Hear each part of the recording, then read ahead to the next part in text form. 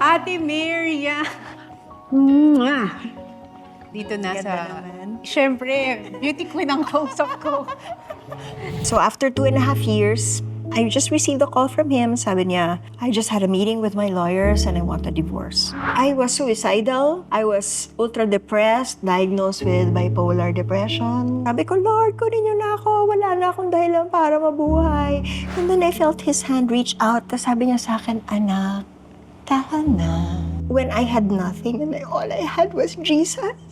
And he was my everything. He was enough.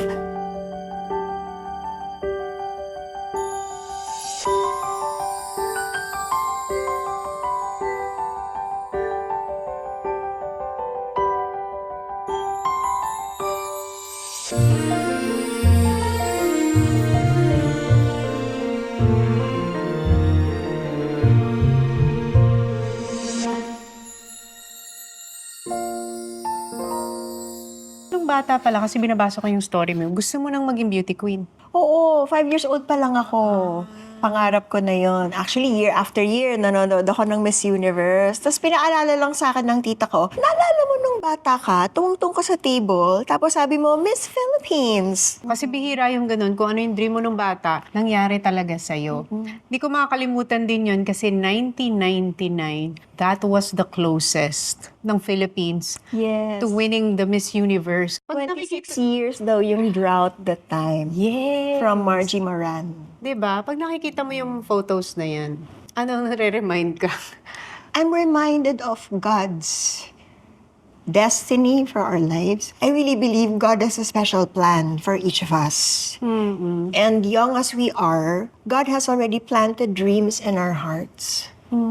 So kung anong pangarap natin o kabataan tayo, especially if it's for something good, especially if it will glorify God, God already plants that in the hearts of everyone. So yung declaration na magiging beauty queen ako paglaki ko, galing na kay God yung dream na yun. Siguro, Kaya kaya yung naging dream ko noon eh. Na-fulfill mo lahat. By God's grace. Oh, So, diba? yung Beauty Queens, 5 years old ako, 7 years old ako, nanonood lang ako ng lunch date.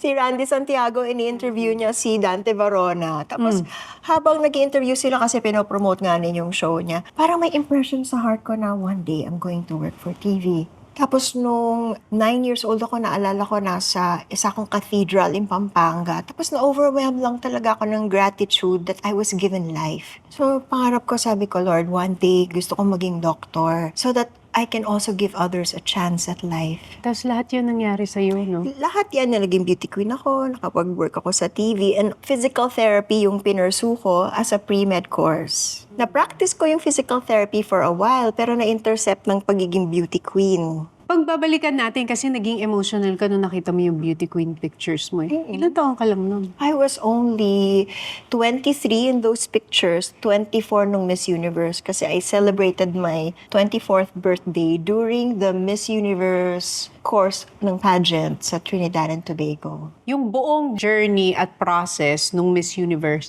naramdaman mo na ba in your heart na parang mananalo ako dito? Parang meron akong inkling kasi para bang may mga signs dahil nung sumakay ako ng eroplano from Miami going to Trinidad and Tobago, nakasabay ko si Wendy Fitzwilliam.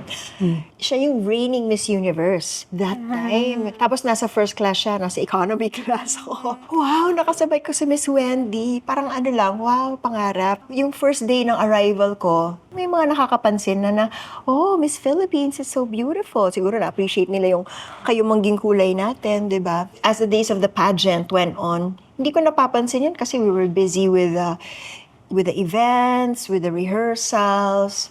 If anything, I was probably a quiet favorite until the unthinkable happened during the pre-pageant night na nadulas nga ako sa evening gown competition. In my evening gown, navigating the stairs, and pagdating ko dun sa dulo, yung 4-inch heel, sa baba, 4-inch heel ko got caught dun sa tail ng gown ko because it was heavily beaded, so nagsastretch siya. Na-off balance ako, nakakatawa nga kung nakita niya yung video kasi parang nag-zoom in siya sa face ko, tapos nawala ako sa camera, tapos sinundan. Sinundan ng camera, tapos pag-zoom out, para lang akong may pinulot sa floor. Ang pati yung pagtayo, napaka-graceful. Pang beauty queen talaga Oh, eh. diba? By God's grace. So, bumangon akong ganyan. Pero pagdating ko dun sa bottom, just before I stood up, merong decision in my heart. Sinasabi ko, I'm going to finish what I started. So, bangon akong ganyan. Tinapos ko yung walk ko, tapos napansin ko, nagpapalakpakan na yung mga tao dun sa auditorium. Tapos sabi ko, ay, nagugustuhan nila yung ginagawa ko. Bibigyan ko sila ng drama.